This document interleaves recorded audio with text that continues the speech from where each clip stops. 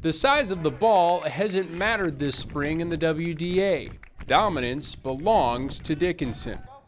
The Midgets not only earned the WDA baseball regular season title, but Amanda Mickey's softball team nabbed the crown and #1 seed as well. It was definitely awesome to be able to come through and compete and get that 19-1 conference title.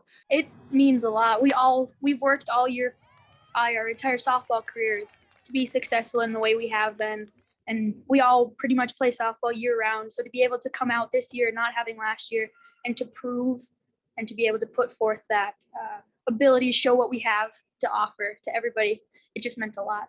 This tweet from Midgets Athletic Director Guy Fridley says it all. The two teams were a combined 31-3 in conference play and 47-6 when they locked up conference titles. I think it's really cool. Like, I know some baseball players, and like hearing about their success with our success, it's just so cool. Like, we had our sports banquet the other night, and they announced that both of our teams were the championship for champions or whatever.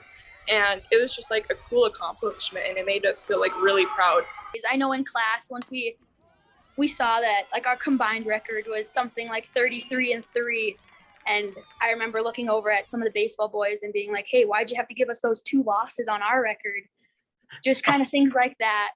Definitely knowing that they're doing well makes it cool to be part of the Dickinson athletic program. They're always talking about how they think they're better than us. And, so you always want to strive to be better, I guess. But it didn't start out so dominant for the baseball team. They were 3-3 after their first 6 games, including an 0-2 start to conference play. It's our first doubleheader in the WDA. Didn't go so well for us. Getting swept by Mandan. We thought we were pretty good at the time, and to get whipped 10-zip was kind of like that 2x4 right between the eyes, saying, hey, you're not that good.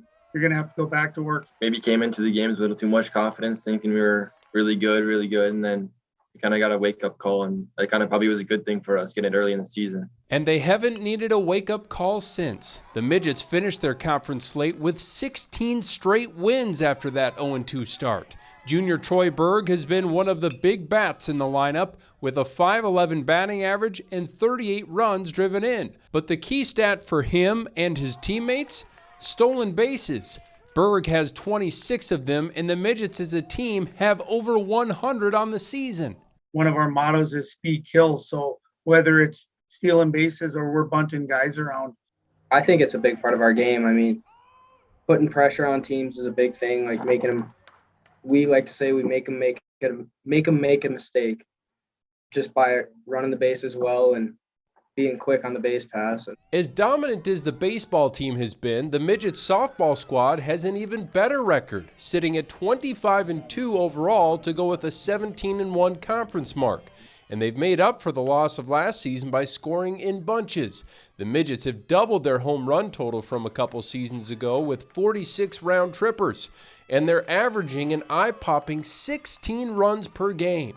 Personally, it feels great. It's like the people that hit in front of me or either behind me, I just feel confident with every person that goes up there to at least get a hit, because that's just how we are. The Midgets lineup features a trio of players hitting over 500 and 7 players that have driven in 30 or more runs. We definitely feed off of each other. So hitting is contagious, we always say. So to see each other do well, it just motivates us to continue to keep that going and to continue a rally if we're hitting well. Now both squads have the task of living up to that #1 seed in the postseason. Take one game at a time and do our little things right and try to do the least amount of mistakes we can in each game. Obviously we're going to have a target on our back.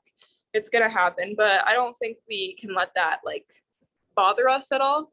I think that just staying focused on what we can do rather than about what other people think about us would be our best, shot of just doing what we do. It isn't about winning WDA championships or individual awards. It's always about winning that final award at the end of the year. You want to be the last team standing it. That's what we play for, and that's what we practice for daily.